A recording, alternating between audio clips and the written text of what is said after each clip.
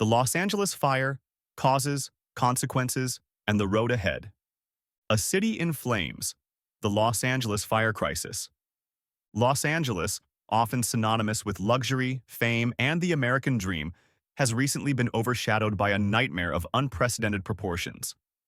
The city is battling a wildfire so devastating that it's being compared to the worst disasters in California's history. Spanning thousands of acres, the inferno has forced families to flee their homes, decimated wildlife, and left a cloud of uncertainty hanging over one of the world's most iconic cities. The Los Angeles fire is not just another seasonal blaze. It's a stark reminder of how vulnerable even the most advanced urban areas are to the forces of nature. In 2021 alone, California experienced over 7,000 wildfires, burning more than 2.5 million acres, according to CAL FIRE. These staggering numbers illustrate just how frequent and destructive these disasters have become. Additionally, Los Angeles County's vast network of densely populated areas, coupled with its proximity to dry, forested zones, creates a unique risk profile. These statistics highlight the urgent need for innovative solutions and proactive measures to protect communities from the ever-present threat of wildfires. Fueled by record-breaking droughts, relentless Santa Ana winds, and temperatures soaring past historical norms, the fire has overwhelmed local resources. Firefighters are working tirelessly, but the scale and speed of this disaster are testing their limits. What's shocking is how unprepared the city seemed despite years of warnings. Environmentalists, urban planners, and climate scientists have all pointed to the growing fire risks in California. Yet here we are, facing a tragedy that many say could have been mitigated. Entire communities are grappling with the uncertainty of when their lives might return to normal. Images of people fleeing their homes, clutching only what they could carry, highlight the profound human cost of this crisis. Moreover, the ripple effects are already being felt beyond the immediate fire zones. The heavy reliance on first responders has strained neighboring communities, which are now sharing resources. The question that lingers in everyone's mind is, are we truly ready for an era where such catastrophes become the norm? For those living in fire-prone areas, the answer feels increasingly urgent. What caused the Los Angeles fire? The causes of the Los Angeles fire are as complex as they are alarming. While the immediate triggers might seem straightforward, the deeper issues paint a grim picture of systemic failures and missed opportunities. Natural factors. The fire season has grown longer and more intense, thanks in large part to climate change. Prolonged droughts have turned forests into tinderboxes, while extreme heat waves have made it nearly impossible to contain even small blazes. The Santa Ana winds, known for their dry and gusty nature, acted as a catalyst, spreading the fire faster than containment efforts could keep up.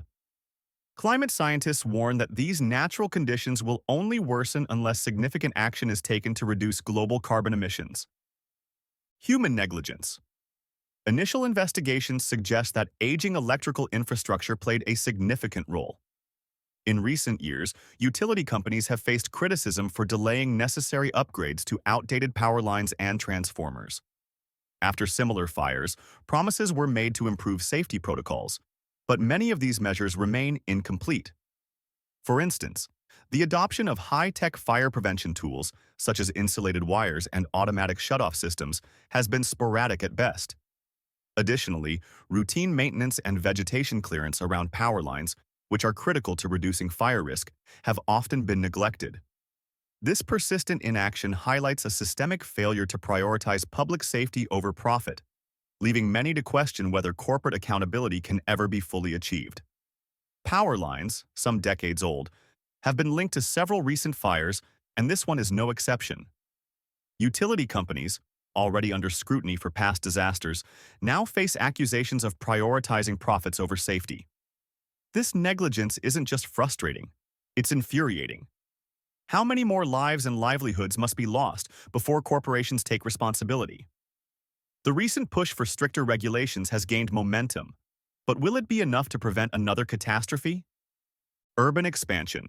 The unchecked sprawl of Los Angeles has also contributed to the problem. As neighborhoods push deeper into wildfire-prone areas, human activity, like discarded cigarettes, unattended machinery, or illegal campfires, becomes an ever-present risk. From my perspective, this highlights a critical oversight in urban planning.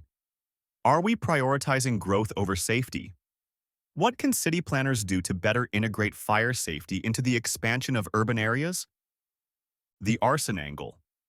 Adding to the drama are rumors of intentional sabotage. While authorities are still investigating, the idea that someone could deliberately ignite such destruction is chilling. It raises questions about motives and the steps needed to prevent such acts in the future. Law enforcement agencies have ramped up efforts to identify any suspects, but the uncertainty has fueled public anxiety. Viewer. Question. Who do you think bears the most responsibility for this fire? Is it climate change, corporate negligence, or human recklessness? Let us know in the comments below. The devastating impact on people and nature. The human and ecological toll of the Los Angeles fire is staggering. Entire neighborhoods have been reduced to ash, leaving thousands homeless and forcing mass evacuations. Families are not only grappling with the loss of their homes, but also cherished memories and the daunting task of rebuilding their lives from scratch. The images of destruction are sobering. Entire streets lined with blackened debris, vehicles melted into unrecognizable shapes, and the haunting emptiness of neighborhoods once full of life. Local shelters are overflowing with evacuees, many of whom face uncertain futures as they wait for updates on their homes and communities. For wildlife, the fire is nothing short of apocalyptic. Vast habitats have been destroyed, displacing countless species and disrupting ecosystems that may take decades to recover. The environmental loss is compounded by the destruction of critical vegetation that serves as a natural carbon sink. This ecological damage only exacerbates the climate crisis, creating a vicious cycle that scientists warn is becoming harder to break. The economic consequences are equally severe. Los Angeles, a city that thrives on billion-dollar industries like entertainment and tourism, is now facing billions in losses. According to a recent report from the California Chamber of Commerce, the fire's impact on local businesses is estimated to exceed $5 billion, with some sectors, like tourism, experiencing a 40% drop in revenue. John Kelly, an economist specializing in disaster recovery, noted, "The ripple effect of this fire will be felt for years, from declining property values to long-term job losses in affected areas." Hotels, restaurants, and attractions are reporting significant declines in business, while the agricultural sector struggles with scorched fields and destroyed crops. Insurance claims are expected to skyrocket, further straining an already burdened system. For many residents, the financial recovery feels as daunting as the emotional one. What's often overlooked, however, is the psychological toll. Survivors frequently experience anxiety, grief, and post-traumatic stress, especially as fire seasons grow longer and more intense. Firefighters, too, endure immense mental strain, battling blazes that seem endless. As someone who values mental health awareness, I believe more focus should be placed on providing support for these unseen scars. Community-based programs that offer counseling and stress relief could play a pivotal role in helping residents and first responders recover. The fire map and the state of the region. The current fire map of Los Angeles is a sobering sight. Flames have engulfed vast areas, including iconic neighborhoods like Malibu, Calabasas, and parts of the San Fernando Valley. Evacuation zones stretch for miles, forcing thousands to abandon their homes and seek refuge in shelters or with friends and family. Highways, the city's lifelines, have been closed, further complicating rescue and relief efforts. Meanwhile, air quality has plummeted to hazardous levels.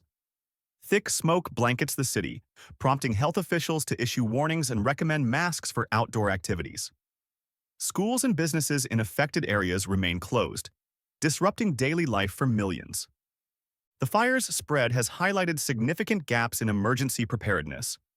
Some residents reported receiving evacuation notices too late to make safe and timely decisions, while others described poorly managed escape routes that led to dangerous bottlenecks. Experts argue that integrating cutting-edge technologies, such as AI-driven alert systems and real-time evacuation route mapping, could drastically improve responses in future crises. Additionally, Community-based drills and better coordination between emergency services and local governments could enhance preparedness. These steps are essential not only for minimizing loss of life, but also for restoring public trust in the city's ability to handle disasters effectively. These logistical challenges underscore the need for a more robust emergency response system.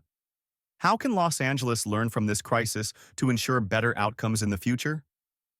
One can't help but think about the inequities this fire exposes.